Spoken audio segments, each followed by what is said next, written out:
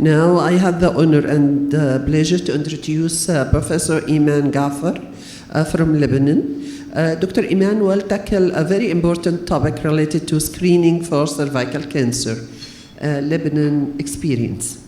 The floor is yours, Dr. Iman. Hello, thank you for the introduction. I'm actually not a doctor, I'm a researcher, so I'm not a clinician. I would like to thank the attendants, thank the organizers for this invitation. I will go very fast, I know we are in rush. Okay, so for the past 10 years I have been working in research, and for the past years I have been focused on cervical cancer screening and cervical cancer vaccination, on HPV. So I will go forward because my colleagues have already introduced my topic. So, as we see, international studies has shown that our region is very lucky and fortunate to have a very low burden of disease. And as we look at the image, we have our region in almost the same color, and it shows we barely have any disease. If you look at the incidence, it's barely up to 13K per 100,000. And if we look at other source of information, for example, this is from the Tunisian Center, you can see for the cervical cancer burden of disease, it's severely heterogeneous. We don't have the same burden across different countries. And the same goes for the mortality. If we see the third source of information, you can see that the burden of disease for cervical cancer is very variable across our countries, and especially for the countries that has already registered new cancer registries. And you can see for UAE, Morocco, Algeria, and Qatar, it's very different versus the other countries that do not have standard cancer registries. So how sure are we of this data and information?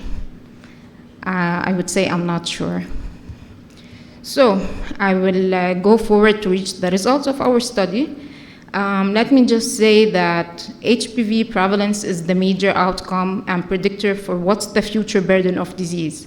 And this is impacted by sexual habits, and it highly depends how much we are doing screening or prevention.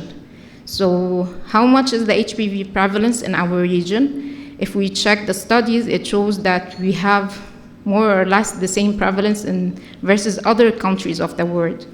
However, unfortunately, we have a very low cervical cancer screening coverage, which is up to 9%.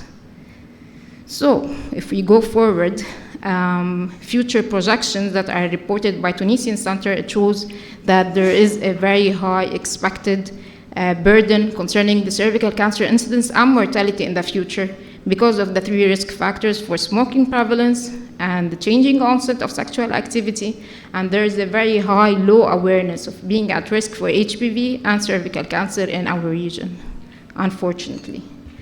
So what I'm going to present today, this is the result of one of the international studies that I was conducting in Belgium. This was in collaboration with WHO, ESGO, and this is one of the projects I have done at Cienzano, and it was funded by the European Commission. What we have done is an international survey with gynecologists and the Ministries of Health and WHO officers in order to have a complete data and overview on the cervical cancer screening in our region. So I will go ahead and start presenting our outcomes.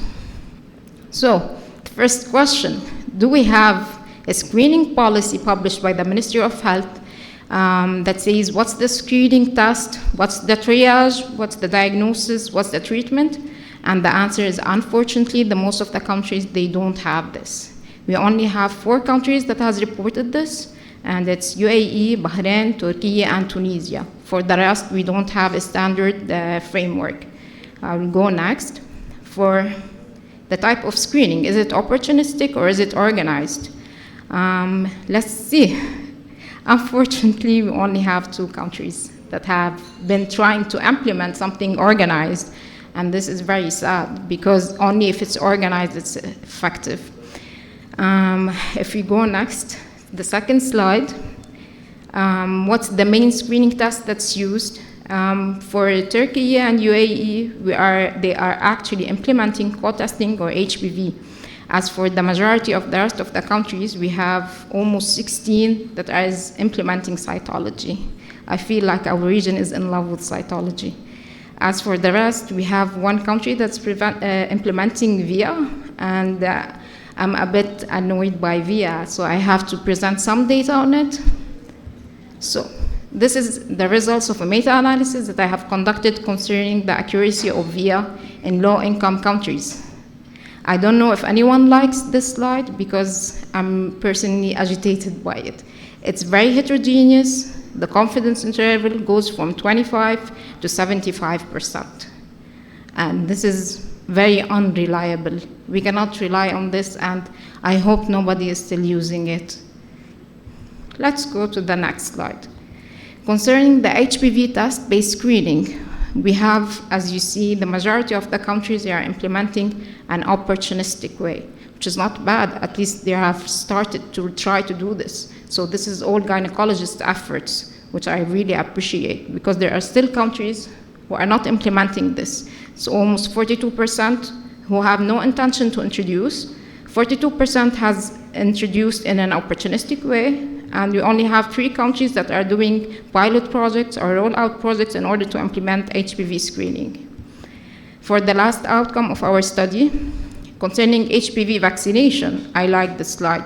As you see, we have 8 countries that are doing organized HPV vaccination program, which is a good progress. As for the rest, we have 11 countries that they do not have any organized HPV vaccination, so most probably it's opportunistic.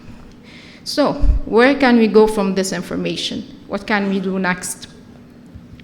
To have an effective cervical cancer screening strategy, we have to consider all the factors: the awareness, access to care, is it affordable? HPV vaccine, is it there or is it affordable? Proper screening method, are we still using VIA? Proper diagnostic and proper management. So this is why WHO has launched a global strategy in order to, let's say, to eliminate in the future cervical cancer, the 90-70-90 that Professor Mehmet has already introduced. And I will move forward with it because you're already familiar with it. So what other alternatives do we have? The other alternatives, we have the single dose that Dr. Mehmet has already introduced. We have Cervavac. So what's Cervavac? It's an Indian vaccine that has been introduced in India and has done a non-inferiority studies versus the other quadrivalent vaccine, and it only costs $4. So it's amazing to implement it in our region.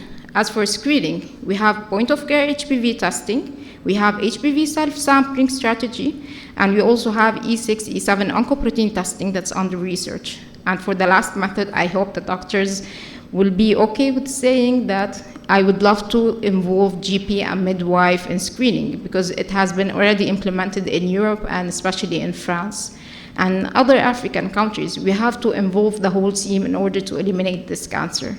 As for the last point, is the point-of-care HPV testing, because everyone says it's very expensive. So we do have expert HPV and care HPV that's very affordable, that only costs $5 to $15 per test.